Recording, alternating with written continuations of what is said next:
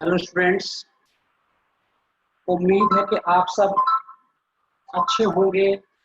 और जो टॉपिक हमारा चल रहा है ह्यूमन रिप्रोडक्शन, उसको सही तरह से पढ़ रहे होंगे। और जैसा आपको पता है कि हम इस लेसन के क्लोजिंग पर पहुंच गए हैं, लगभग क्लोजिंग लेसन का हमारा होने वाला है। और आज हमारा इसका 30 लेक्चर और एक लेक्चर और बचा हुआ है और एक बड़ा टॉपिक हमारा कंप्लीट हो जाएगा। और इस लास्ट फेज में हमारा चल रहा है, क्या चल रहा है, इम्प्लांटेशन, है ना, इम्प्लांटेशन। और इम्प्लांटेशन से पहले हमने जाना था कि फर्टिलाइजेशन होता है, एम्पुला में होता है, उससे जाइगोट बनता है। जाइगोट एम्पुला में बनने के बाद वो जाइगोट अपना डिवीजन स्टार्ट कर देता है। जैसे जैसे जाइगोट फैलोपियन ट्यूब में आगे बढ़ता जाता है, चलते चलते वो डिवीजन करता जाता है, यानी फैलोपियन ट्यूब से वो आगे बढ़ेगा और वहां पर सेल का नंबर भी मल्टीप्लाई होगा। लेकिन आपको पता है कि जब वो फैलोपियन ट्यूब से पार होता है तो उस टाइम वो दो स्टेज लगभग पूरी कर लेता है, एक क्लीवेज और एक ब्लास्टोसिस्ट स्टेज। जब तक क्लीवेज स्टेज रहती है तब तक नंबर ऑफ सेल तो बढ़ता है, लेकिन एम्ब्रियो का साइज नहीं बढ़ता।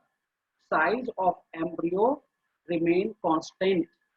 रीजन क्या है, साइज बढ़ेगा तो फिर वो एम्ब्रियो फैलोपियन ट्यूब को पार नहीं कर पाएगा। इस वजह से तो क्लीवेज स्टेज में जो भी सेल बनेगी वो हमेशा पहले की हाफ बनेगी। मकसद क्या होगा, मकसद ये होगा ताकि साइज ना बढ़े, और साइज नहीं बढ़ेगा तो फिर वो इजीली फैलोपियन ट्यूब को पार कर जाएगा और 6 डे पर यूट्रस में पहुंच जाएगा। जब वो यूट्रस में पहुंचता है तो मैं आपको पढ़ा चुका हूँ, यूट्रस में जो स्टेज पहुंचती है वो ब्लास्टोसिस्ट, दैट स्टेज ब्लास्टोसिस्ट। ये स्टेज कहाँ पहुंचती है, यूट्रस में पहुंचती है। और मैं आपको बता दूं कि यूट्रस में ब्लास्ट जब स्टेज पहुंचती है उसी के बाद इम्प्लांटेशन होता है। तो जब इम्प्लांटेशन होगा तो वो कौन सी स्टेज का होगा, वो स्टेज ब्लास्टोसिस्ट होगी। दैट स्टेज कौन, इज ब्लास्टोसिस्ट। तो मैं इसका डायग्राम दोबारा बना रहा हूँ, और ये हम पहले पढ़ा चुके हैं आपको, और आपको और क्लियर हो जाए इसलिए मैं दोबारा डायग्राम बना रहा हूँ। ब्लास्टोसिस्ट स्टेज हम पढ़ चुके हैं, तो जो डायग्राम बना रहा हूँ ये ब्लास्टोसिस्ट स्टेज का है। और इसी स्टेज पर क्या होगा, इसी स्टेज पर इम्प्लांटेशन होता है। जो ब्लास्टोसिस्ट स्टेज है इसमें बाहर तरफ सेल का लेयर होता है, कंप्लीट लेयर होता है। और बच्चों इस लेयर को हम बोलते हैं ट्रोफोब्लास्ट। जो ट्रोफोब्लास्ट लेयर है ये ठीक वैसी जैसे हमारी बॉडी पर हमारे कपड़े, आप जानते हो कि कपड़े हमारी बॉडी का पार्ट नहीं है, लेकिन वो हमारे लाइफ के लिए जरूरी है। तो ऐसे ही मैंने बनाया trophoblast. This trophoblast is not the part of direct embryo. इस ट्रोफोब्लास्ट से डायरेक्ट एम्ब्रियो नहीं बनेगा, ठीक है, लेकिन इसके अंदर कुछ सेल होती है और ये सेल कहलाती हैं इनर सेल मास। इनको हम बोलते हैं inner cell mass. these cells are called inner cell mass। Inner cell mass. और आपको कैविटी दिखाई पड़ रही है, जो कैविटी आपको दिखाई पड़ रही है इस कैविटी को बोलते हैं ब्लास्टोसील। तो दिस वन इज ब्लास्टोसील। और इस स्टेज पर जो एम्ब्रियो है उसको हम बोलते हैं ब्लास्टोसिस्ट। तो इस स्टेज पर इम्प्लांटेशन होगा। तो ये blastocyst stage, that is blastocyst stage. और मैमल्स में इसको ब्लास्टोसिस्ट बोलते हैं, लेकिन मैमल से अलग जो भी एनिमल हैं, बर्ड्स हैं, रेप्टाइल्स हैं, एम्फीबियन हैं, फिश हैं, वहां पर इसको बोलते हैं ब्लास्टुला। तो इस स्टेज का एक नाम और क्या हुआ, ब्लास्टुला। तो ब्लास्टोसिस्ट मैमल से बोलते हैं, हमारे बोलते हैं, और बाकी एनिमल्स बोलते हैं ब्लास्टुला, ठीक है। अब ऐसा क्यों है, ऐसा इसलिए है ब्लास्टोसिस्ट यूट्रस के साथ कॉन्टैक्ट बनाएगी। वो स्टेज जो यूट्रस के साथ कॉन्टैक्ट बनाती है वो ब्लास्टोसिस्ट है, और अगर यूट्रस के साथ कॉन्टैक्ट नहीं होगा तो ब्लास्टोला। तो मैमल को छोड़कर बाकी एनिमल्स में ये स्टेज जो यूट्रस है उसके साथ कॉन्टैक्ट नहीं बनाती, इसलिए वहाँ ब्लास्टोला बोलते हैं। और मैमल्स में क्योंकि ये यूट्रस के साथ कॉन्टैक्ट बनाती है इसलिए बोलते हैं ब्लास्टोसिस्ट स्टेज। अब इस स्टेज में आपने देख लिया कि ये trophoblast, this one is trophoblast. ये ट्रोफोब्लास्ट एम्ब्रियो को डायरेक्ट नहीं बनाएगा, ये बनाएगा फीटल मेम्ब्रेन। क्या बनाएगा? फीटल मेम्ब्रेन बनाएगा, प्लेसेंटा बनाएगा। लेकिन जो एम्ब्रियो बनेगा, एक्चुअल एम्ब्रियो, वो इनसे बनेगा। These cells are responsible for embryo development. इन सेल से एम्ब्रियो का डेवलपमेंट होता है, ये हम पीछे पढ़ चुके हैं। अब हम बात करेंगे इम्प्लांटेशन की। इम्प्लांटेशन एक्चुअली है क्या? देखिए, इम्प्लांटेशन मतलब होता है कि जो ब्लास्टोसिस्ट स्टेज है, अब मैं बताऊं डेफिनेशन क्या है। Blastocyst stage, blastocyst stage embedded in, धस जाएगी, embedded in endometrium, endometrium part of uterine wall, part of uterine wall. Uterine wall की एंडोमेट्रियम है, उसके साथ ये फंस जाती है, उसका अंदर फंस जाती है, और and the process is called implantation. Process क्या कहलाएगा? Process is called implantation. इस प्रोसेस बोलेंगे इम्प्लांटेशन। तो इम्प्लांट मतलब क्या हुआ कि जो ब्लास्टोसिस्ट स्टेज है उसका यूट्रस जो एंडोमेट्रियम है इसके साथ अटैचमेंट बना लेना, उसके अंदर धस जाना, कहलाएगा इम्प्लांटेशन। और इम्प्लांटेशन होने पर ही हम प्रेगनेंसी कंफर्म मानते हैं। आफ्टर इम्प्लांटेशन, आफ्टर, ये बड़ा पॉइंट है, after implantation pregnancy is confirmed. उससे पहले हम कंफर्म नहीं मानते, प्रेगनेंसी इज कंफर्म। तो अगर इम्प्लांटेशन हो गया तो हम कहेंगे हाँ प्रेगनेंसी कंफर्म हो गई है। और जो प्रेगनेंसी पीरियड है वो हम इम्प्लांटेशन के बाद ही काउंट करते हैं। और इम्प्लांटेशन 7th डे पर होगा। 7th डे से पहले जो 6 दिन है they are not the part of pregnancy, वो प्रेगनेंसी पार्ट नहीं है। तो प्रेगनेंसी में स्टार्ट करते हैं इम्प्लांटेशन से, यहाँ से इसको स्टार्ट करते हैं। ठीक है, अब मैं कुछ पॉइंट और बात करूंगा। अगला क्वेश्चन बनता है नीट, बहुत इंपॉर्टेंट है। Implantation occurs, implantation occurs,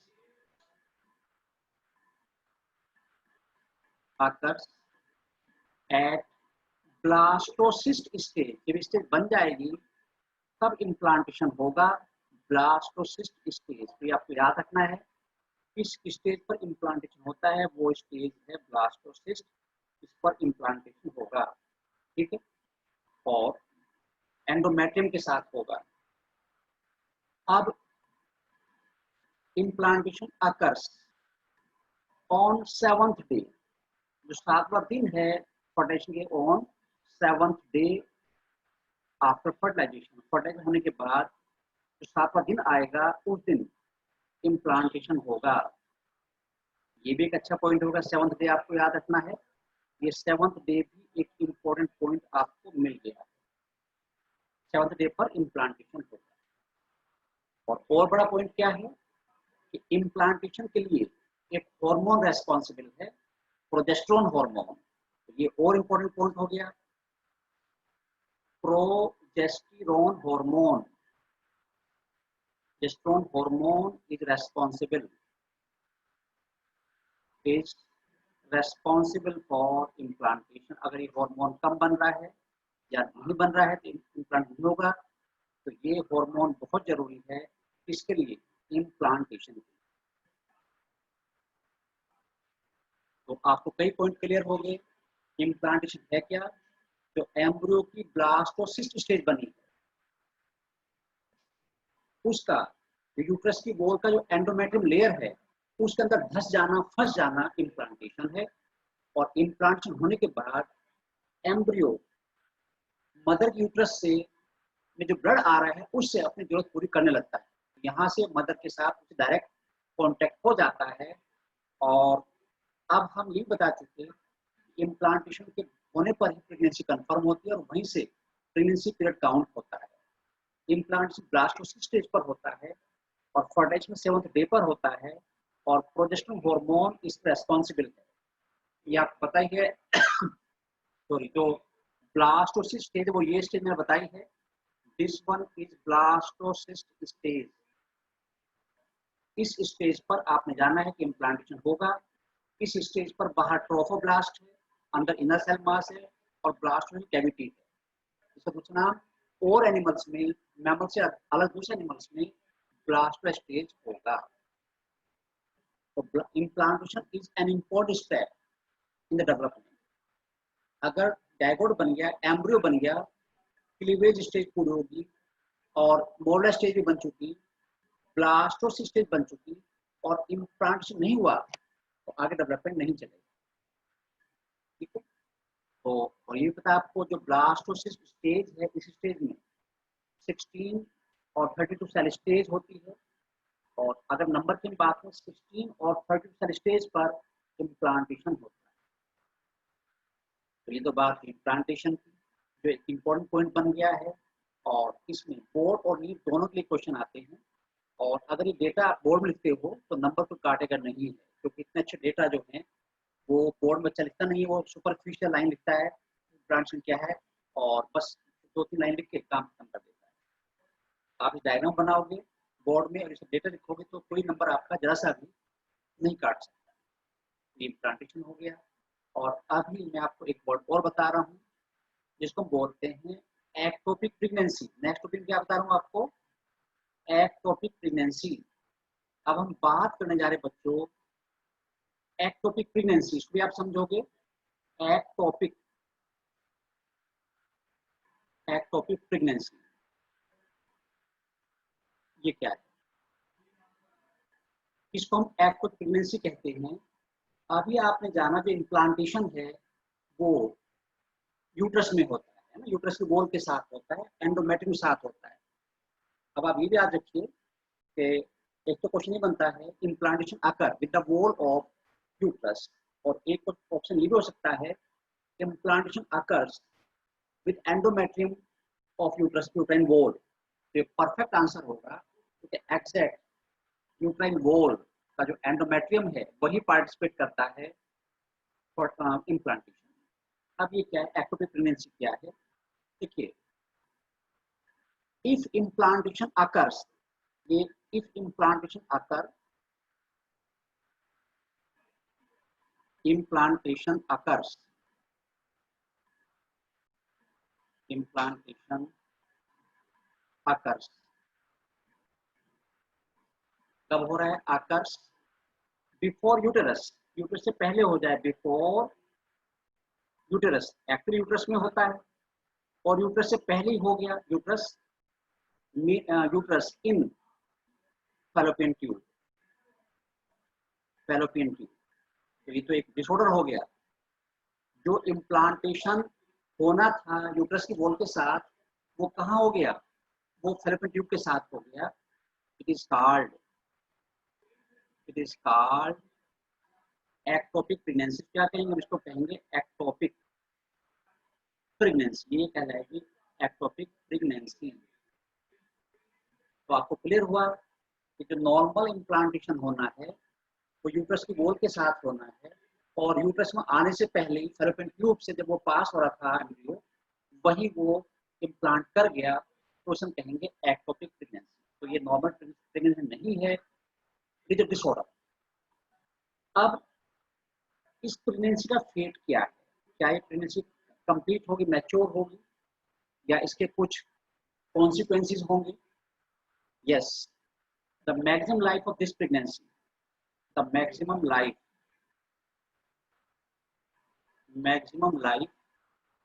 of this pregnancy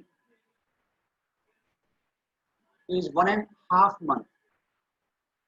1.5 महीना मैक्सिमम है, इससे ज्यादा लंबी नहीं चलेगी। प्रेगनेंसी इज 1.5 मंथ, ये इसका मैक्सिमम लाइफ है।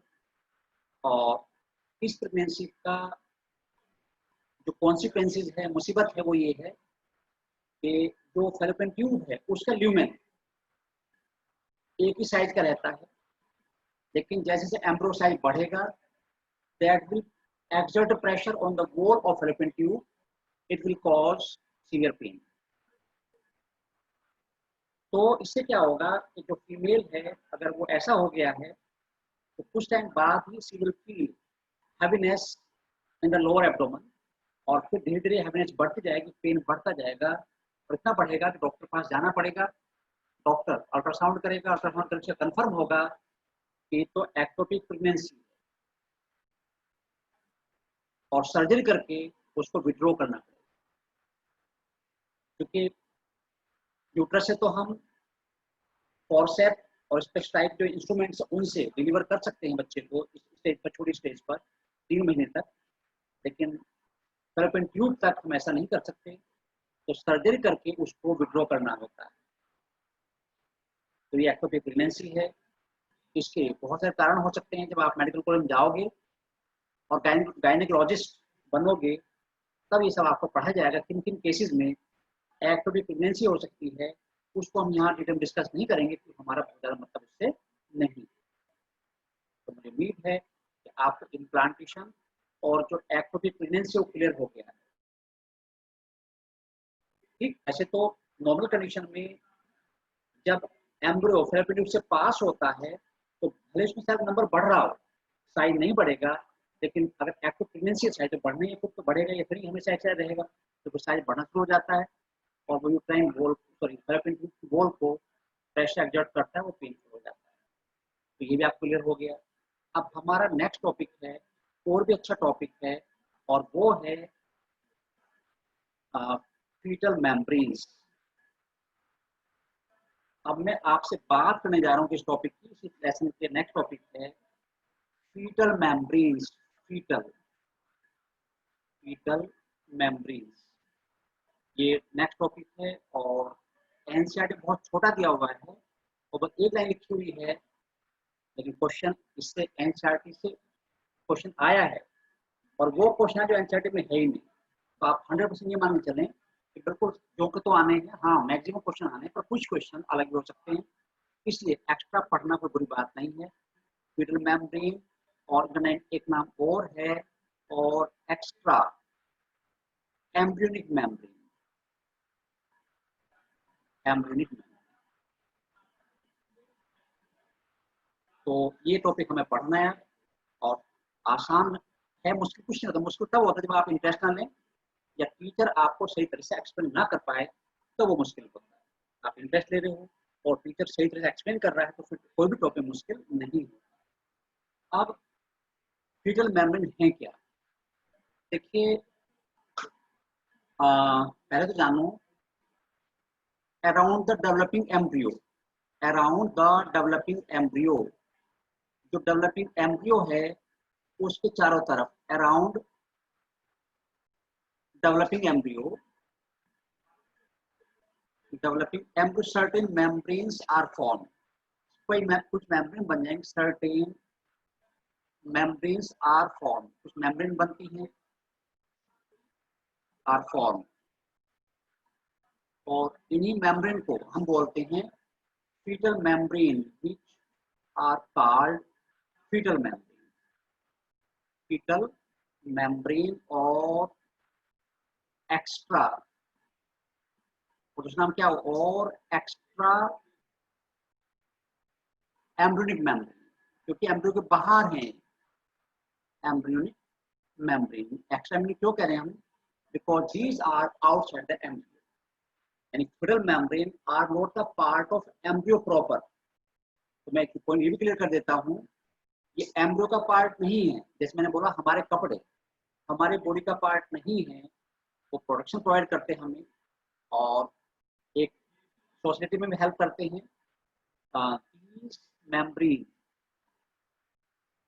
these membrane are not the part of embryo proper, उसका पार्ट नहीं है, डायरेक्ट एम्ब्रियो का part, are not the part of embryo proper. तो ये प्रॉपर एम्ब्रियो का पार्ट नहीं है, इनका काम प्रोटेक्शन प्रोवाइड करना है, आगे पढ़ेंगे हम, न्यूट्रिशन प्रोवाइड करना है, एक्सक्रीशन करवाना है और एम्ब्रियो रेस्पिरेशन सपोर्ट करना है। एक्स्ट्रा काम तो करती हैं, they are not the part of embryo. तो फीटल मेम्ब्रेन हमें क्लियर हो गया, जब एम्ब्रियो डेवलप होता है उसके चारों तरफ कुछ मेम्ब्रेन बन जाती हैं और उन्हीं मेम्ब्रेन को बोलते हैं फीटल मेम्ब्रेन।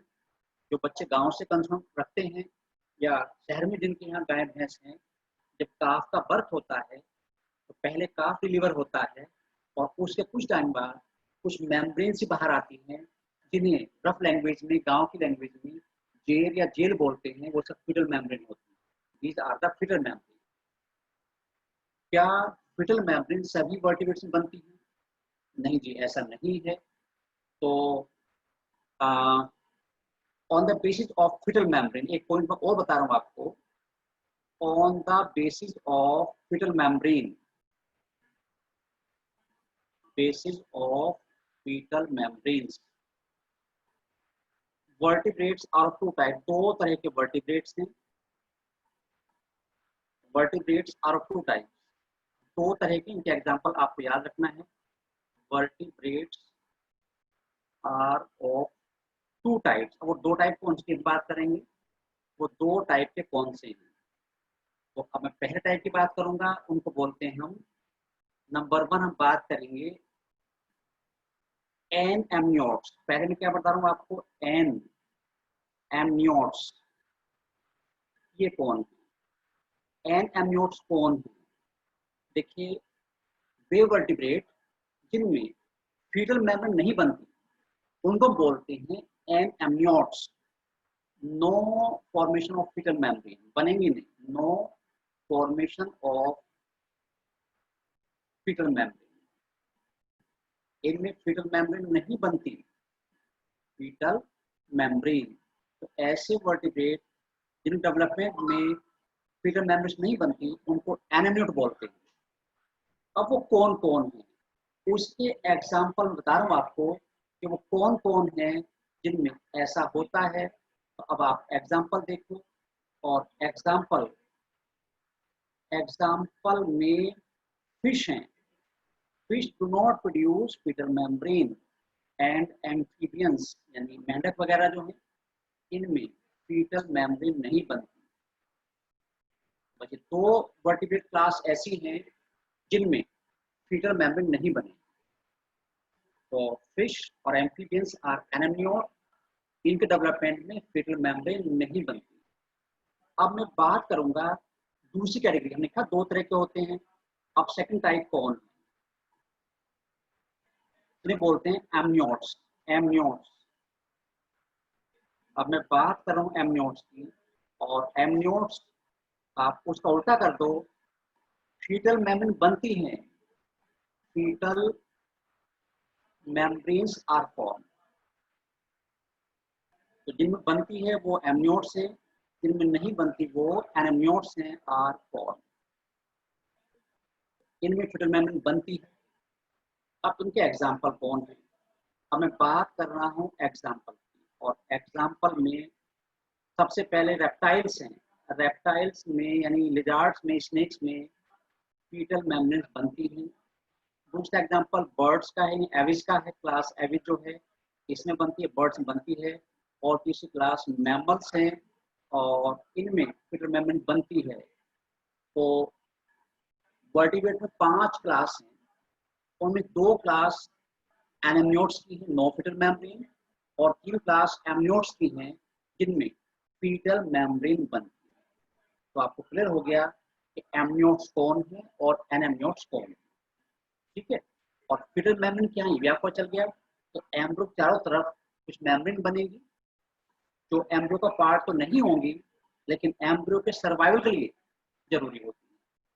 और अब वो फीटल मेम्ब्रेन कौन कौन सी क्या क्या काम करती हैं, डिटेल में और आगे जाएंगे। तो अब नेक्स्ट हम बात करेंगे कि फीटल मेम्ब्रेन कौन कौन सी है। अब हम फीटल मेम्ब्रेन बात कर रहे हैं और बात बता रहे आपको एक फिर नया टॉपिक हम बात कर रहे हैं टाइप्स ऑफ फीटल मेम्ब्रेन। मैं किसकी बात करूंगा अब? Types of fetal membrane. Types of fetal membrane. Fetal membrane देखिए, डेवलपमेंट के बेस पर दो तरह की फीटल मेम्ब्रेन। किसके बेस पर? डेवलपमेंट के बेस पर। तो मैं पहले बात कर रहा हूँ कि on the basis of development, on the basis of development. मेरी पूरी कोशिश ये है कि आपको सिंपल वे में सारा कंटेंट मिल जाए। तो देखिए, जितना कॉम्प्लिकेटेड होता है उतना समझ में मुश्किल होता है, और जो सिंप्लीफाइड होता है उतना ही चीज़ें आसान हो जाती हैं। और यही काम टीचर का है कि जो कॉम्प्लेक्सिटी ऑफ टॉपिक है, सब्जेक्ट है, वो सिंप्लीफाइड करके वो आप तक पहुँचाए।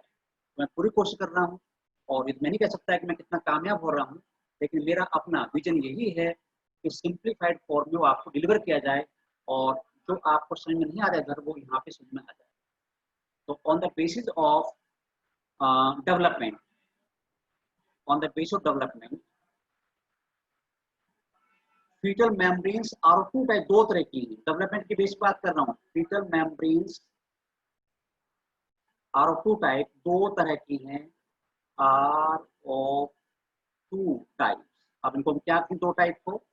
वो दो टाइप कौन से, मैं उसकी बात करूंगा। और पहला टाइप होगा डेवलपमेंट के बेस पर, जिसको हम बोलते हैं सोमैटोफ्लूइडिक मेम्ब्रेन। पहला टाइप क्या है? सोमैटोफ्लूइडिक मेम्ब्रेन। सोमैटोफ्लूइडिक मेम्ब्रेन। ये कौन सी मेम्ब्रेन है? इनको हम कैसे डिफाइन करेंगे? मेम्ब्रेन, देखो वे मेम्ब्रेन जिनका development, the fetal membranes which are developed. अब डेफिनेशन बता रहा हूँ, आप ध्यान सुनेंगे। The fetal membranes, fetal membranes which are developed, which are developed, which are developed from, बहुत ध्यान सुना, from ectoderm plus mesoderm, ectoderm plus mesoderm। ये दो आप याद रखें, जिन फीटल मेम्ब्रेन डेवलपमेंट एक्टोडर्म से होगा और मेसोडर्म से होगा, उनको हम बोलेंगे सोमैटोफ्लूइडिक मेम्ब्रेन। उनको क्या बोलेंगे? सोमैटोफ्लूइडिक मेम्ब्रेन आर कॉल्ड सोमैटोफ्लूइडिक, सोमैटोफ्लूइडिक। उनको हम क्या बोल रहे हैं? उनको हम बोल रहे हैं सोमैटोफ्लूइडिक। यहाँ पर आप देख रहे हो एब्डोमेन लिखा, मेसोडर्म लिखा मैंने। और इसी नेक्स्ट लेक्चर में, लास्ट लेक्चर में पढ़ोगे आप कि जब हमारे डेवलपमेंट की ब्लास्टोसिस्ट के बाद नेक्स्ट स्टेज आएगी वैस्कुलर स्टेज, वहां पर तीन जर्म लेयर बनेंगे, जिनको कहते हैं एक्टोडर्म, मेसोडर्म एंड एंडोडर्म। और उन्हीं लेयर के बनने के बाद हमारे सारे ऑर्गन डेवलप होते हैं। कुछ बनेंगे एक्टोडर्म से, कुछ बनेंगे मेसोडर्म से, और कुछ बनेंगे एंडोडर्म से। एक्टोडर्म और मेसोडर्म की सेल जिस लेयर पर, जिस मेम्ब्रेन बनाने में यूज होंगी, उनको हम कहेंगे सोमैटोफ्लूइडिक मेम्ब्रेन। अब ये कौन कौन सी मेम्ब्रेन, इसके एग्जांपल कौन कौन है? देखिए, इसके एग्जांपल हैं दो fetal membrane, amnion and chorion. Amnion and chorion, ये दो फीटल मेम्ब्रेन ऐसी हैं जो सोमैटोफ्लूइडिक हैं, और इनका डेवलपमेंट किससे हो रहा है? एक्टोडर्म मेसोडर्म की सेल से हो रहा है। तो इनको आप याद रखिएगा, क्योंकि आगे हम इनको डिटेल में पढ़ेंगे, एक एक करके पढ़ेंगे। और अब मैं बात करूंगा सेकेंड फीटल मेम्ब्रेन की, और आप मुझे बताओगे कि दोनों डिफरेंस क्या है।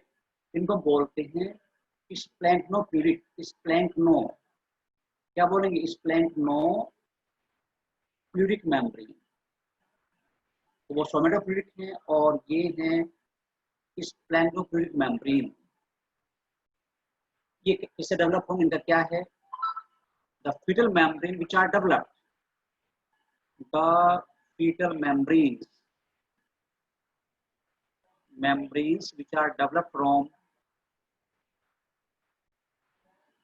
developed from endoderm, developed from endoderm and mesoderm, endoderm plus mesoderm, mesoderm called स्प्लैंक्नोफ्लूइडिक, उनको हम बोलेंगे स्प्लैंक्नोफ्लूइडिक मेम्ब्रेन। तो आप देखो क्या डिफरेंस है, केवल एक डिफरेंस आपको दिखाई पड़ रहा होगा कि सोमेटोफ्लूइडिक में एक्टोडर्म यूज होता है, मीडियम यूज होता है, और यहाँ पर एंडोडर्म यूज होता है और मेसोडर्म यूज होता है। और एक सिंपल सी बात है कि मेसोडर्म चार फिटल मेम्ब्रेन सब में होगा, यानी मेसोडर्म तो हर फिटल मेम्ब्रेन में होता है, अंतर केवल एक्टोडर्म और एंडोडर्म का है। अगर पूछा है इन सोमेटोफ्लूइडिक में और स्प्लैंक्नोफ्लूइडिक में अंतर किसका है, एक्टोडर्म और एंडोडर्म का है, मेसोडर्म दोनों में कॉमन। और यानी तीनों जर्म लेयर यूज होते हैं फीटल मेम्ब्रेन को बनाने में। अब इसके एग्जांपल कौन कौन है, कौन कौन सी फीटल मेम्ब्रेन सोमेटोफ्लूइडिक हैं? एग्जांपल है yolk sac, yolk sac, and एक और एग्जांपल है एंड एलेंटोइस, ये इसके एग्जांपल है, एलेंटोइस।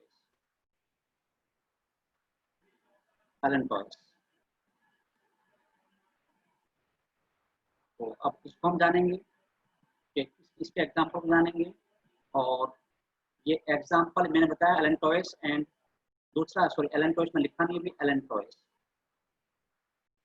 ये चार फुल फिटल मेम्ब्रेन हैं, दो सोमेटोफ्लूइडिक हैं और दो स्प्लैंक्नोफ्लूइडिक हैं। और वन बाय वन इनको डिटेल में पढ़ेंगे, एक एक करके पढ़ेंगे, इनके क्या काम है, कैसे बनते हैं, उसकी बात करेंगे। ठीक है, तो हम फिटल मेम्ब्रेन की बात कर रहे हैं। एम्ब्रियो चारों तरफ बनेंगी, एम्ब्रियो का पार्ट नहीं है, तीनों जर्म लेयर यूज होंगे, लेकिन एक फिटल मेम्ब्रेन दो जर्म लेयर होंगे, एक्टोडर्म और मेसोडर्म या एंडोडर्म और मेसोडर्म। अब हम एक एक की बात करेंगे और पहले हम लेंगे आम्नियोन और यॉर्क सैक। पहले हम क्या लेंगे, यॉर्क सैक। जैसे बनती वैसे वैसे पढ़ाऊंगा आपको। तो अब हम भले ही वो आगे पीछे करें, तो पहली फिटल मेम्ब्रेन की मैं बात कर रहा हूँ और वो है यॉर्क सैक, यॉर्क सैक। इसकी हम बात यॉर्क सैक की बात करेंगे और इसके मुझे डायग्राम बनाना पड़ेगा और डायग्राम को देख देख के आपको समझना पड़ेगा। तो ये डेवलपिंग एम्ब्रियो है जो बना रहा हूँ मैं, ये डेवलपिंग एम्ब्रियो है और इस एम्ब्रियो चारों तरफ अब हम मेम्ब्रेन बना रहे हैं। तो ये डेवलपिंग एम्ब्रियो में बना रहा हूँ और ये आप पता ही है कि डेवलपिंग एम्ब्रियो का हेड बड़ा होता है और बाकी पार्ट छोटे होते हैं। तो ये मैंने बनाया एम्ब्रियो। ये क्या बनाया मैंने, embryo. This one is embryo. अब यॉर्क सैक कैसे बनेगा ये तो पता है। तो यॉर्क सैक स्प्लैंक्नोफ्लूइडिक मेम्ब्रेन है, इसके बनने में एंडोडर्म और मेसोडर्म यूज होती है। मैं थोड़ा सा और क्लियर कर दूं, डेवलप फ्रॉम, तो पीछे आप जान चुके पर फिर भी develop from endoderm plus mesoderm, इनसे डेवलप होती है। एंडोडर्म डेवलप होने वाली यॉर्क सैक है और ये फर्स्ट फॉर्मिंग फिटल मेम्ब्रेन है, सबसे पहले बनने वाली फिटल मेम्ब्रेन है, फर्स्ट फॉर्मिंग फिटल मेम्ब्रेन। सबसे पहले ये बनेगी फर्स्ट फॉर्मिंग फिटल मेम्ब्रेन, ये होती है सबसे पहले बनती है और it's round the yolk sac. बड़ा पॉइंट है, it's round the yolk, it surrounds surrounds yolk. अब यॉर्क क्या है, देखिए आप जो एग खाते हो, एग खाते हो, तो उसमें एक येलो कलर का सब्सटेंस होता है जो लिपिड और प्रोटीन में बना होता है, उसे हम यॉर्क बोलते हैं।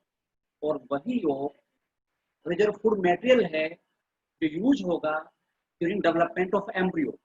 जैसे जैसे एम्ब्रियो डेवलप करेगा उस टाइम वो यूज होता चला जाए, ठीक है, यूज होता चला जाए। अब सपोज ये है, दिस वन इज योग, ये योग बन दिखा रहा हूं मैं आपको।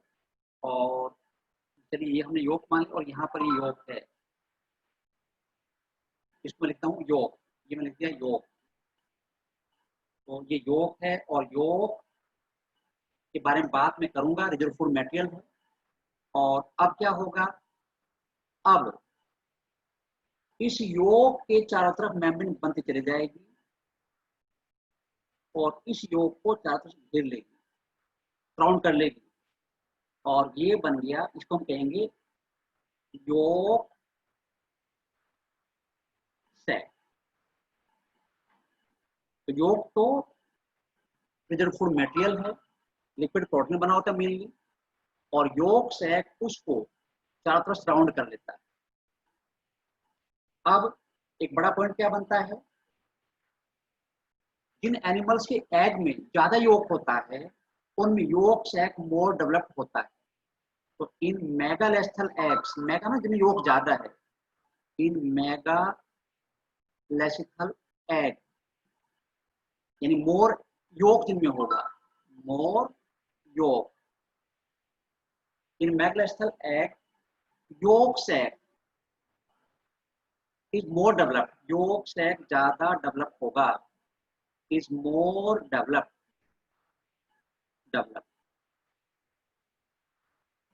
एज बर्ड्स, जैसे बर्ड्स में जो बर्ड्स के एग हैं वो मेगालेस्थल हैं, बर्ड्स एंड रेप्टाइल्स, इनके एग में योग ज्यादा होता है, इसलिए उनमें ज्यादा डेवलप होता है।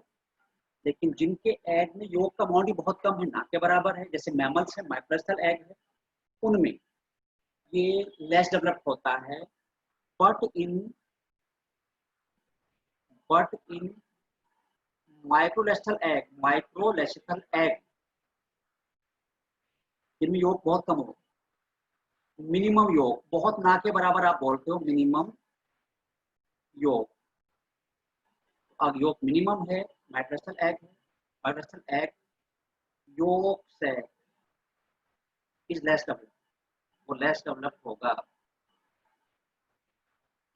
तो अब वो कौन है जिनमें माइक्रोस्टल एग हैं, एज, अब हम बात करें किसकी, एज ह्यूमन, मैमल्स की बात करो तो ह्यूमन छोड़ो, डेवलप एग्जाम्पल मैमल्स, जब मैमल के एग हैं बच्चों वो माइक्रोस्टल हैं और उनमें योग का अमाउंट बहुत कम होता है, इसलिए हमारे में अपनी बात करें तो हमारे में योग से लेस होता है, एब्सेंट नहीं है, होगा सब में। यहाँ तक तो क्लियर हो रहा है, आपको दिक्कत तो नहीं आ रही है, और मुझे उम्मीद है कि दिक्कत नहीं आ रही होगी। तो मैगलेस्थल एग कौन से एग हैं जिनमें योग ज्यादा भरा होता है और इन्हीं एग को हम खाते हैं। अगर योग का अमाउंट नहीं होगा, इसकी वजह से हम खा रहे हैं, अगर योग का अमाउंट कम होगा तो वो एग मैगलेस्थल नहीं होगा, हम उसको नहीं खाएंगे। और जो एग मैगलेस्थल हैं उनमें योग से लेस डेवलप होता है। और एक पॉइंट आपको भी क्लियर हो रहा है कि जो एम्ब्रियो है योग से एक तरफ बनता है, एम्ब्रियो को चारों तरफ सराउंड नहीं करता, तो yolk sac does not surround the embryo all around. अब योग सैक करता क्या है, देखिए यहाँ पे कुछ अच्छे पॉइंट बात करेंगे और यही अच्छे पॉइंट जो हमें और से अलग करते हैं। देखिए योग सैक की जो वॉल है ये कुछ एंजाइम बनाती है, wall of yolk sac, wall of yolk sac produce enzymes to digest योग। तो जो योग बना है उसको डाइजेस्ट करने के लिए एंजाइम बनाती है, और इसको डाइजेस्ट होने के बाद ही, जब डाइजेस्ट हो जाएगा उसके बाद ही एम्ब्रियो इसे एब्जॉर्ब कर पाएगा। तो जो काम हमारी एलिमेंट्री कैनाल करती है वही काम योग सैक करता है। तो क्योंकि योग में प्रोटीन है, लिपिड है, मैक्रोमोलिक्यूल है, और वो तब तक यूज नहीं होंगे जब तक वो सिंपल फॉर्म में कन्वर्ट नहीं होंगे, और सिंपल फॉर्म में कन्वर्ट करने डाइजेशन है, यहाँ एंजाइम बनेंगे और वो एंजाइम इसको सिंपल फॉर्म में जब कन्वर्ट कर तभी एम्ब्रियो उसको यूज करेगा, और कन्वर्ट नहीं तो एम्ब्रियो यूज नहीं कर पाएगा। बड़ा रोल हो गया। अगर मैं अपनी बात करूं, मैमल्स की बात करूं, ह्यूमन की बात करूं, इन ह्यूमन हमारे में एक बड़ा रोल और प्ले कर रहा है। In human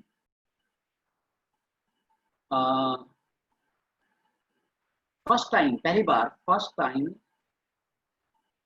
blood cells, RBs, WBs, first time blood cells are produced in, blood cells are produced in, कहाँ बनेंगी? Produced in yolk sac, वो yolk sac में बनती हैं। तो ब्लड सेल हमारी शुरुआत यहाँ से होती है। भले आज आपकी बोन मैरो बन रही हो, लेकिन जब हमारा डेवलपमेंट हो रहा था, पहली बार ब्लड सेल बनने की शुरुआत yolk sac में हुई। और जहाँ ब्लड सेल बनती हैं उसको बोलते हैं हीमोपोएटिक टिश्यू। ये क्वेश्चन और बन गया कि हमारी बॉडी का फर्स्ट हीमोपोएटिक टिश्यू कौन है, तो आप कहोगे yolk sac। तो इट इज, मैं देता हूँ ताकि और, it is first haemopoietic tissue. ये हमारा पहला हीमोपोएटिक टिश्यू है, क्योंकि इसमें पहली बार ब्लड सेल बनी है। और जब तक लीवर नहीं बन जाएगा, जब तक लीवर नहीं बन जाएगा, यही ब्लड सेल बनाता रहेगा। आरबी डब्ल्यूबीसी योग सेल बनेगी। जब लीवर बन जाएगा, फिर ये ब्लड सेल बनाना बंद कर देगा, फिर लीवर बनाएगा। और जब हमारा बर्थ होगा, उस टाइम भी लीवर हमारी ब्लड सेल बना रहा है, बर्थ टाइम पे भी। क्योंकि जब हमारा बर्थ होता है, उस टाइम हमारे पास बोन मैरो नहीं होता, क्योंकि बोन ही नहीं होती, और बोन के अंदर ही बोन मैरो होती है। उस टाइम हमारा जो स्केलेटन है वो कार्टिलेज का बना हुआ है, कार्टिलेज का होता है।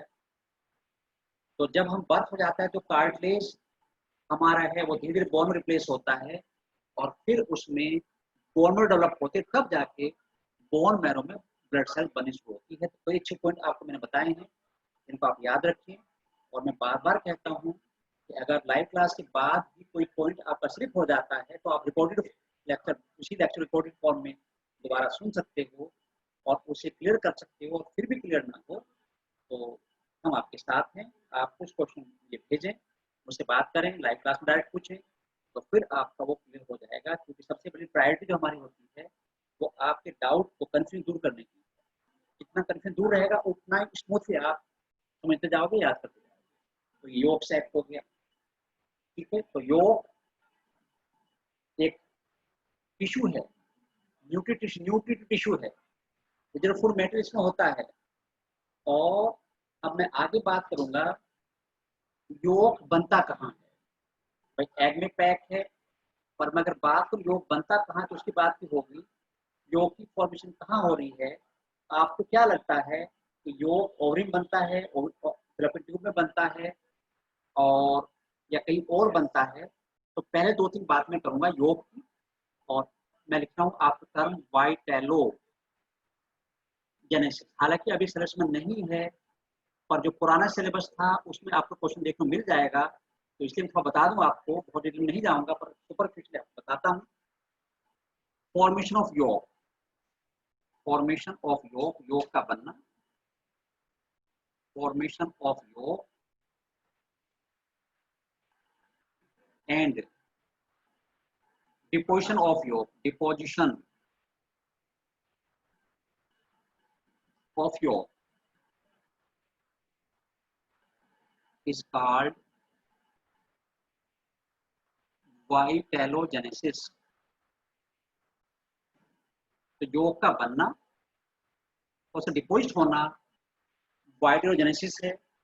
और अभी मैंने आपसे क्वेश्चन पूछा है कि बनता कहाँ है, इस पार्ट बनता है।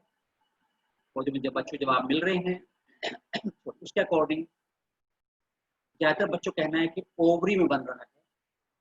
लगभग 60% बच्चों का जवाब ओवरी है, और 25% बच्चों का जवाब फैलोपियन ट्यूब है। यानी ओवरी में बनने के बाद ये एग में डिपोजिट होता है, ज्यादातर बच्चे ऐसा मान रहे हैं, लेकिन सच्चाई इससे अलग है।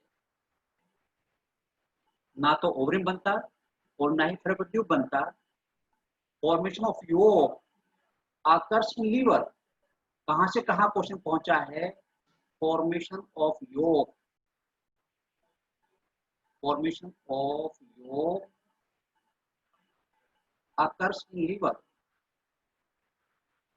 लिवर में योग फॉर्मेशन होती है और फिर ये ब्लड के साथ ट्रांसपोर्ट होकर ओवरी पहुंचता है और फिर वहां पर ये एग में डिपॉजिट होता है। जब ब्लैक फॉल्क बनता है, मैच्योर होता है, तो उस टाइम डिपॉजिट हो जाता है। और जिन एग का डेवलपमेंट बॉडी से बाहर होता है, फीमेल बॉडी से बाहर, तो पूरे डेवलपमेंट टाइम पे इस योग को ही यूज करते हैं खाने की फॉर्म में। तो जिन डेवलपमेंट इंटरनल होता है तो उन्हें तो मदर डायरेक्ट न्यूट्रिशन प्रोवाइड करेगी, इसमें योग से लेस डेवलप होगा। तो अब एक पॉइंट ये भी क्लियर हो गया कि ऐसा हमारे में क्यों योग कम बनता है, कि हमारा डेवलपमेंट इंटरनल है और we can directly get nutrition from the mother's blood, इसलिए हमारे योग की रिक्वायरमेंट नहीं है। पर ऐसा भी नहीं योग एब्सेंट, योग सैक एब्सेंट होता है, मिनिमम अमाउंट में होता है। कुछ लोगों ने कहा है कि ह्यूमन के एग केलेस्थल हैं, यानी उनमें योग नहीं होता, लेकिन प्रैक्टिकली अभी तक हमें कोई एग ऐसा नहीं मिला है जिसमें योग टोटली एब्सेंट हो, इसलिए वो टर्म गलत हो गई और हमने नाम दिया माइक्रोलेस्थल। तो ह्यूमन एग माइक्रोलेस्थल, योग का अमाउंट बहुत कम है। ठीक है, तो अब आपको क्लियर हो गया वाइटेलोजेनेसिस। अब हम बात आगे और करेंगे। अब हम बात करेंगे सेकंड मेम्ब्रेन की, जिसका नाम है एम्नियोन। क्या नाम उसका? एम्नियोन। नंबर 2 मेम्ब्रेन की हम बात कर रहे हैं, एम्नियोन।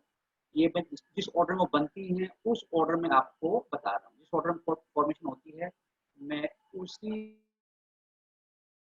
ऑर्डर की बात कर रहा हूँ। ये पहली मेम्ब्रेन है which surround the embryo all around. This fetal membrane, this fetal membrane surround the embryo all around. Fetal membrane surrounds embryo all around. all around, चारों तरफ से घेरती है। तो ये पहली मेम्ब्रेन योग सैक बनी सबसे पहले, पर उसने एम्ब्रियो को चारों सराउंड नहीं किया। एम्ब्रियो को चारों सराउंड करने वाली एम्नियोन है। और आप ये भी जानते हो कि एम्नियोन सोमेटोफ्लूइडिक मेम्ब्रेन है। और ये क्वेश्चन नीट में यही आया था कि सोमेटोफ्लूइडिक मेम्ब्रेन कौन कौन से जर्म लेयर से ओरिजिनेट होती है। तो वो 2 जर्म लेयर हैं, एक्टोडर्म एंड मेसोडर्म, इन 2 से डेवलप होती है। तो इसलिए मैं डिटेल में पढ़ा रहा हूँ ताकि सारे क्वेश्चन आपके कवर हो जाए। ठीक है, और क्या होता है डायग्राम में समझाऊंगा आपको मैं। तो ये एम्ब्रियो सराउंड करती है बिटवीन एम्नियोन, बिटवीन एम्नियोन यानी इस मेम्ब्रेन के बीच में, between amnion and embryo and embryo. Amniotic cavity, cavity हो नाम है एमनियोटिक कैविटी। क्या नाम है? Amniotic cavity is present. ये कैविटी प्रेजेंट होती है और नाम मैंने बताया इसका नाम है एमनियोटिक कैविटी। तो ये एमनियोटिक कैविटी है और ये कैविटी पहले बन जाती है, कैविटी पहले बन जाएगी और बाद में इस कैविटी में फ्लूइड बन जाएगा। जिस टाइम कैविटी बनती है उस टाइम फ्लूइड नहीं होता। तो बहुत ध्यान सुनना। ऑन 12th वीक, 13वां बार हो सकता है, on 12th week of development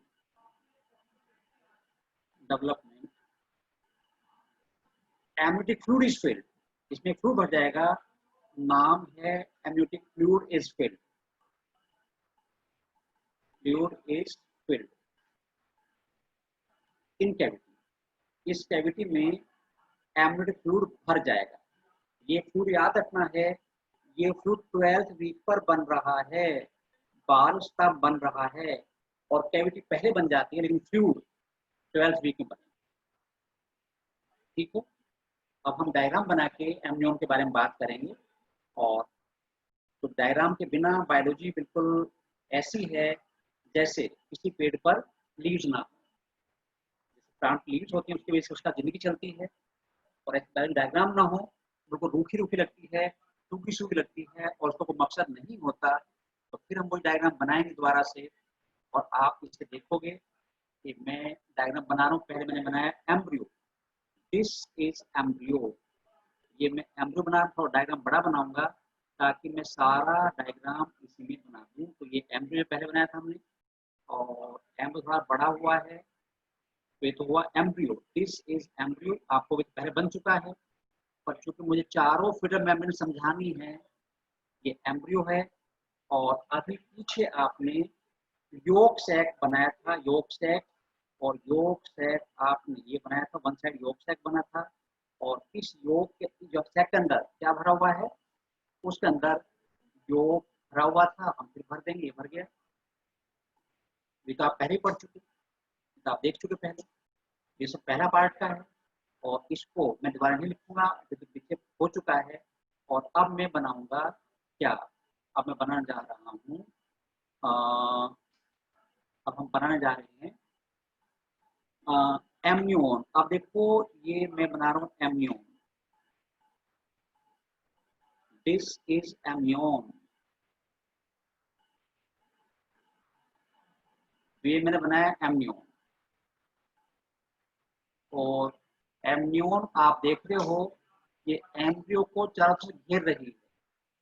एम्नियोन is that fetal membrane which surround the embryo all around, जो एम्ब्रियो चारों तरफ घेर लेती है वही एम्नियोन है, और ये एम्ब्रियो घेरने वाली पहली फिटल मेम्ब्रेन है। और अगर हम बात करें, this one is amniotic cavity, ये एमनियोटिक कैविटी है, एमनियोन और एम्ब्रियो बीच में कैविटी है, और मैंने दिया आपको एमनियोटिक कैविटी। और इस कैविटी में फ्लूइड भरा होगा, और फ्लूइड भर देते हैं, फ्लूइड भर रहे हैं, this in this cavity fluid is field, ये मैंने भर दिया है। सुंदर सुंदर लग रहा होगा आपको, ग्लिटरिंग फॉर्म में है, और ये चारों तरफ मौजूद है। इसको मैं क्या नाम लिखूं, इसको नाम लिख रहा हूँ एमनियोटिक फ्लूइड। तो ये हमने इसके अंदर भरा है एमनियोटिक फ्लूइड, ये है amniotic fluid.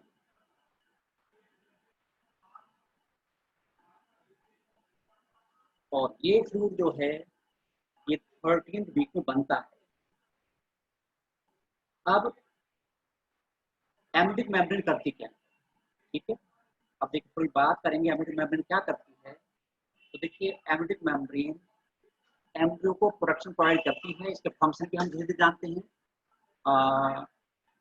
एम्नियोन provide protection, provide protection to embryo, provide protection to embryo, to embryo, इसका काम एम्ब्रियो को प्रोटेक्शन प्रोवाइड करना है। और ये मेम्ब्रेन एम्ब्रियो को यूट्रस की वॉल से अटैच नहीं होने देती, चिपक नहीं देगी, प्रिवेंट एडेशन, ये काम क्या करे, प्रिवेंट एडेशन, चिपकना, adhesion of embryo, prevent adhesion of embryo to uterine wall, uterine wall चिपक नहीं देगा, अदरवाइज चिपक सकता था एम्ब्रियो, एक काम ये भी है। और जो एमनियोटिक फ्लूइड है वो जर्क से, झटकों से बचाता है एम्ब्रियो को, protect the jerk, amniotic fluid, amniotic fluid protect the embryo, fluid protect embryo, protect embryo from jerks, झटकों से बचाएगा। जब मदर मूवमेंट करती है उस टाइम झटके ना लगे, बचा रहे झटकों से, ये काम एमनियोटिक फ्लूइड का है। और एमनियोटिक फ्लूइड बेसिक होता है नेचर में, ये नेचर में बेसिक होता है, और ये फ्लूइड इन्फेक्शन बचाने में भी हेल्प करता है, और एम्ब्रियो को बायोन्सी प्रोवाइड करता है, बायोन्सी, जिसकी वजह से मदर उसका वेट कम महसूस होता है, जितना उसका वेट उससे कम होगा। तो also provide buoyancy to embryo, एक फंक्शन ये भी हो गया, आल्सो प्रोवाइड, तो बहुत सारे काम हैं, also provide buoyancy, to embryo, उसको हल्का बनाता है टू एम्ब्रियो, मतलब हल्का महसूस कराता है, वजन जितना उसका है उतना ही होता है, तो इतने काम एम्नियोटिक फ्लूइड करता है। और यहीं पर एक धोखा है, एक मैं टेस्ट बता रहा हूँ आपको, टेस्ट का नाम है एमनियोसेंटेसिस। क्या नाम बता रहा हूँ मैं? एमनियोसेंटेसिस। ये टेस्ट का नाम है एमनियोसेंटेसिस।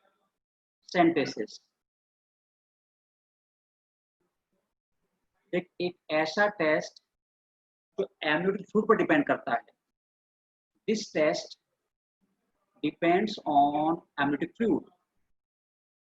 किस पे डिपेंड कर? एमनियोटिक फ्लूइड पर। This test depends on amniotic fluid. इस पे डिपेंड करता है। और इस टेस्ट से हम एम्ब्रियो में कौन कौन डिसऑर्डर होंगे, बीमारियां होंगी, वो पता लगा सकते हैं। और साथ ही साथ एम्ब्रियो के सेक्स का पता चल जाता है। तो basically by this test we can know about disorder of embryo, disorders of embryo, and sex of embryo, ये हमें दो चीज का पता चल जाती है। अब डिसऑर्डर पता करना अच्छी बात है, बीमारी पता चल जाना अच्छी बात है।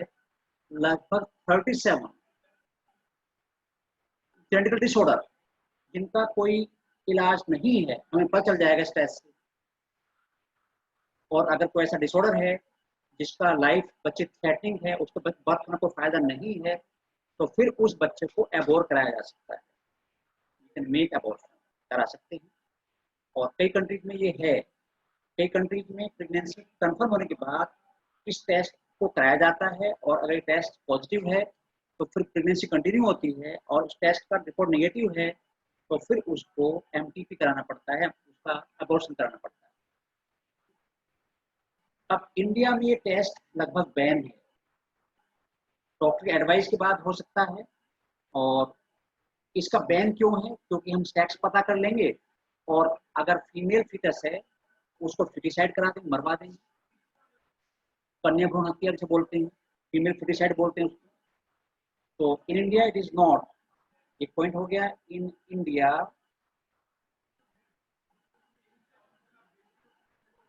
it is banned for purpose of female foeticide. In sex के लेवल पर हम इसको नहीं कर सकते, for purpose of female foeticide.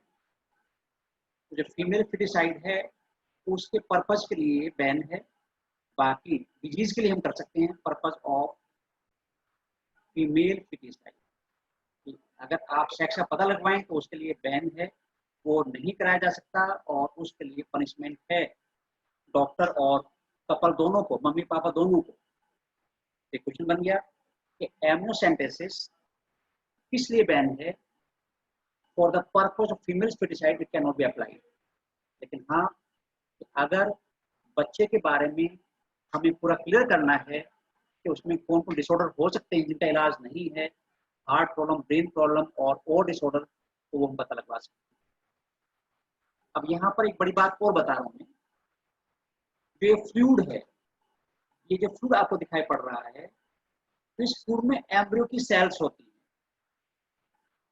और वो सेल एपिडर्मल सेल हैं। और एक को और देता हूं, इन एमनियोटिक फ्लूइड, मैं क्या लिख रहा हूं? In amniotic fluid, in amniotic fluid epidermal cell of embryo are present. और इन्हीं सेल का हम स्टडी करते हैं, epidermal cell of embryo are present. ये सेल प्रेजेंट होंगी और इन्हीं सेल का हम क्रोमोसोमल पैटर्न स्टडी करके बताएंगे कि बच्चे का सेक्स कौन सा है। तो एमनियोसेंटेसिस आपको याद रखना है, ये एक इम्पोर्टेंट टेस्ट इसलिए है क्योंकि इसके बेस पर हम बहुत कुछ जान सकते हैं। We can know too much information about developing embryo, हम जान सकते हैं।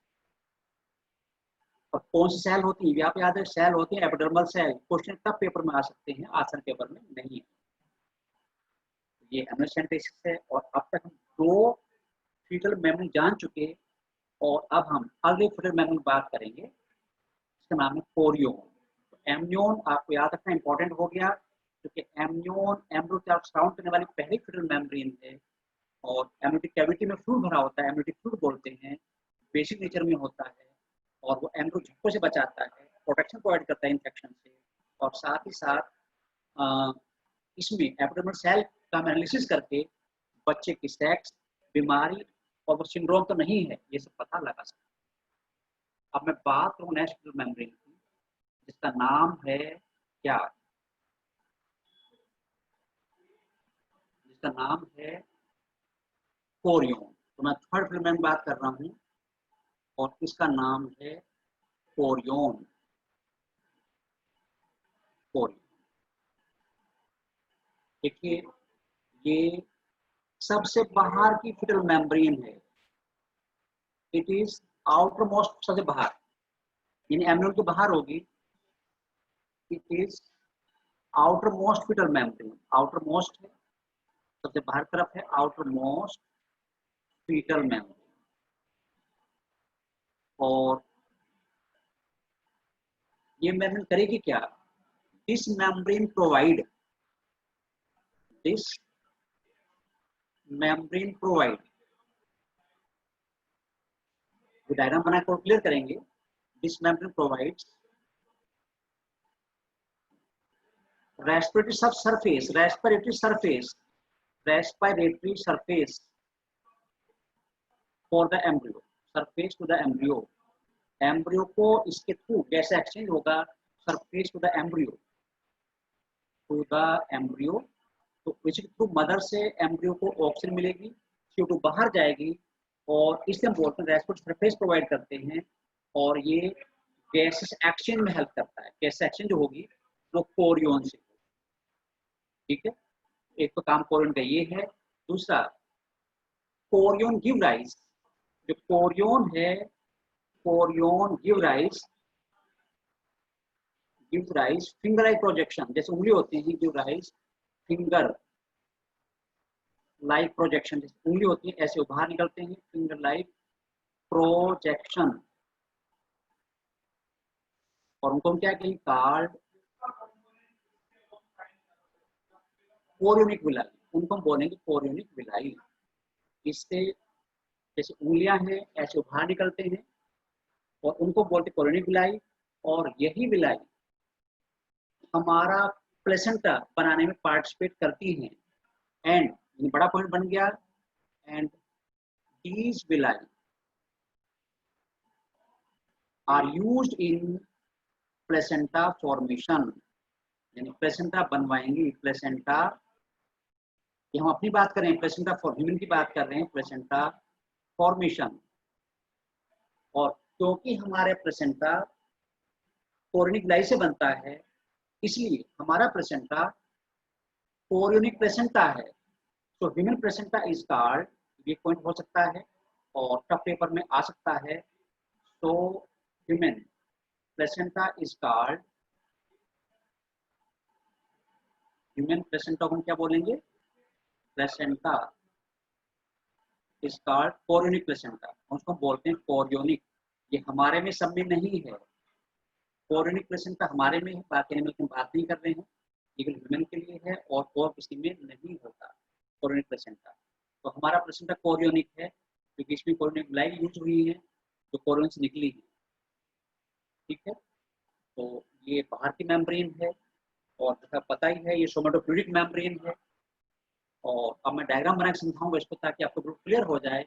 बिना डायग्राम की आपको समझ में नहीं आएगा और वो डायग्राम फिर से रिपीट होगा और रिपीट होना डायग्राम फिर मैं बनाऊंगा तो आपको लगेगा कि अगर मैं एक साथ बनाता उसमें आपको कन्फ्यूजन हो जाता, कुछ कुछ हो जाती, और ये फिर वही डायग्राम बन रहा है, और ये डायग्राम वही है जो आप बार बार देखते रहे हो। एम्ब्रियो बन गया है, और आप ये पता है कि एम्ब्रियो, ये मैं लिख भी देता हूँ, एम्ब्रियो ही लिख देता हूँ ताकि आपको बाहर ना जाना पड़े देखने के लिए, यही दिख जाए। और आप ये पता है कि ये मैंने बना दिया क्या, अब तो आप एक्सपर्ट हो गए। हमारा बन गया योग सैक, इसमें योग भी हमने भर दिया है। और अभी हमने क्या बनाया था, अभी मैंने बनाया था क्या, कोरियो, सॉरी एमनियन, हमने भी बनाया था एमनियन, और ये फिर से वही एमनियन है। और ये भी आप पता है कि इस एमनियन के अंदर हमने सुंदर फ्लूइड भरा था, वो कोरिएरा फ्लूइड को नाम दिया chorionic fluid, sorry amniotic fluid, amniotic fluid. और ये फ्लूइड बड़ा रोल प्ले करता है बच्चे के डेवलपमेंट में, बायोलॉजी प्रोवाइड करता है, इन्फेक्शन से बचाता है, जर्म से हर से बचाता है, हर तरह से प्रोटेक्शन प्रोवाइड करता है, सुरक्षा देता है। और अगर कम हो जाएगा तो बच्चे की डेथ डेवलपमेंट नहीं होता। अगर हम कहते हैं पानी कम हो गया, फ्लूइड कम हो गया, वो तो यही होता है amniotic fluid development time during pregnancy. अब हम बात करें किसकी, अब मैं बात कर रहा हूँ, ये तो पहले पढ़ चुके, अब मैं बात हूँ कोरियन की, मैं बात कर रहा हूँ कोरियन कहाँ है और कैसे बनेगा।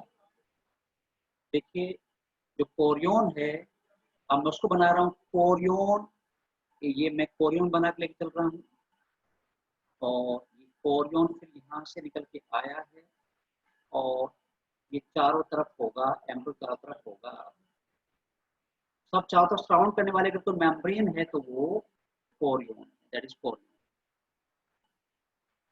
Korean surround the embryo all around, ये एम्ब्रियो चारों तरफ घेरती है,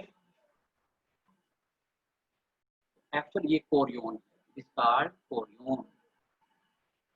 और ये सबसे बाहर की मेम्ब्रेन, इसके बाहर कोई मेम्ब्रेन नहीं होगी, ये आउटर मोस्ट मेम्ब्रेन है, कोरियन कहलाती है।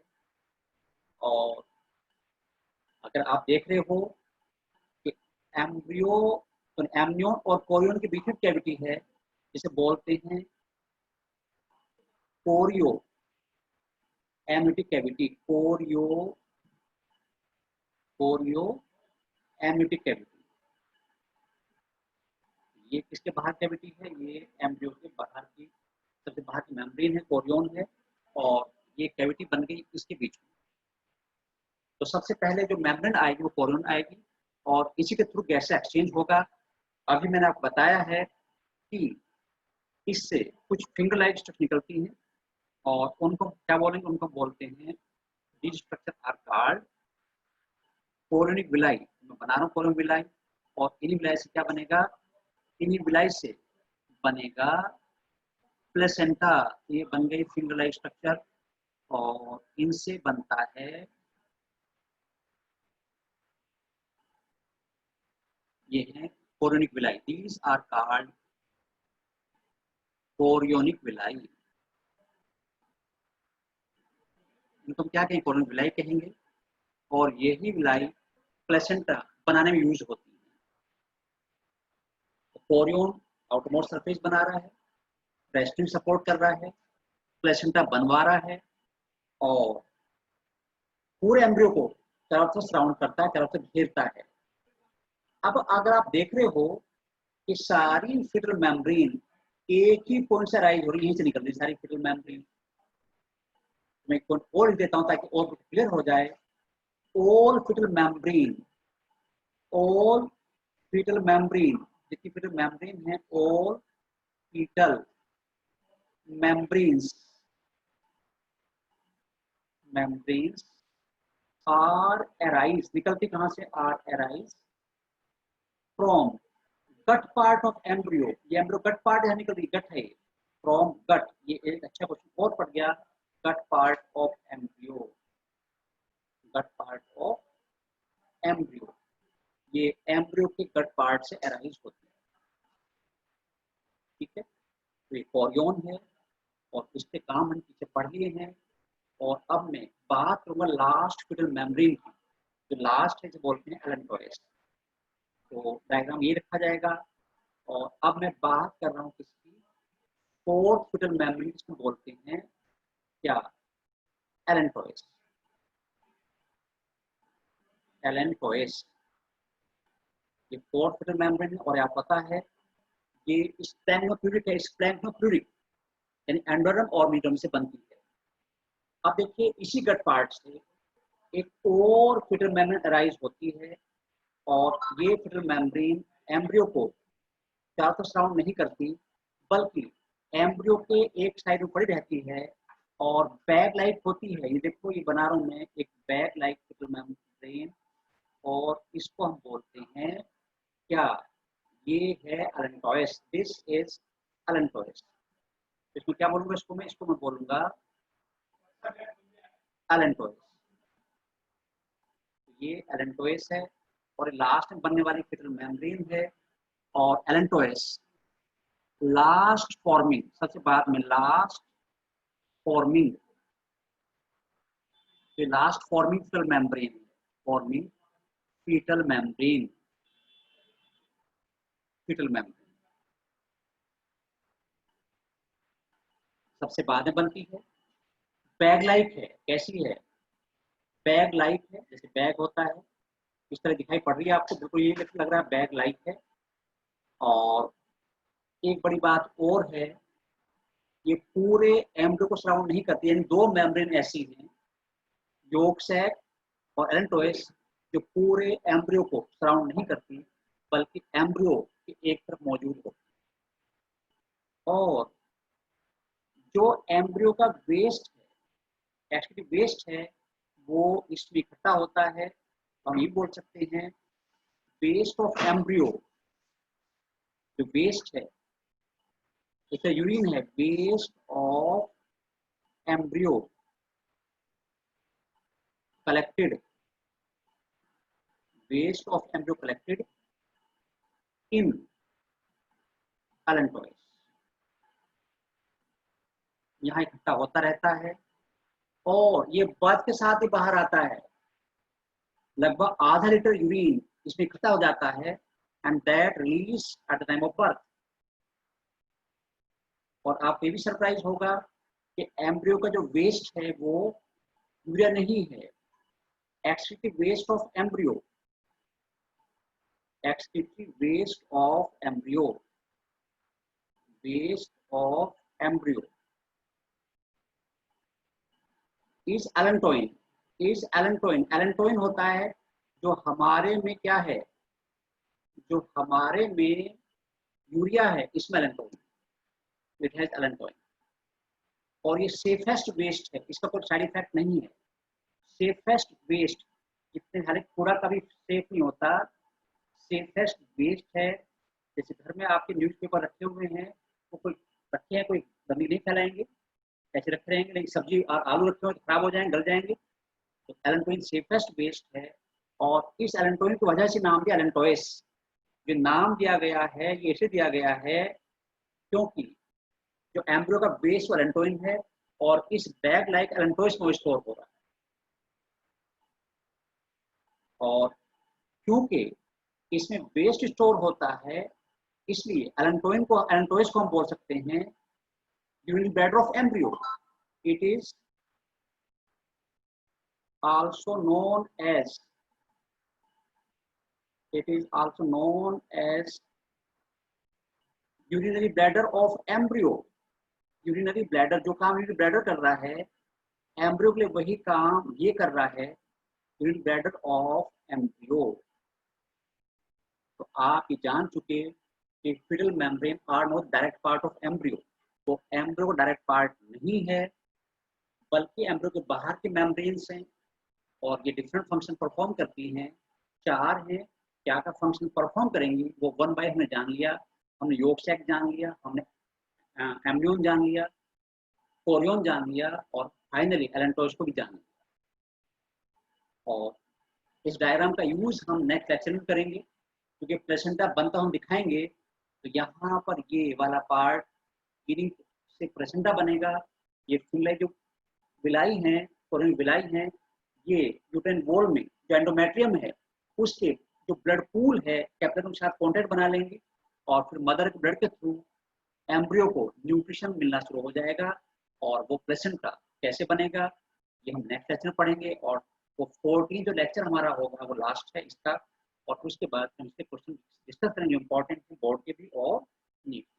तो मुझे उम्मीद है कि आपको ये सब क्लियर हुआ होगा, और क्लास के बाद भी आप इस क्लास को देख सकते हैं रिकॉर्डिंग फॉर्म में।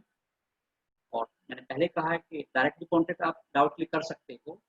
आज बस इतना ही। तो thanks for the day and see you next class with last lecture of human reproduction.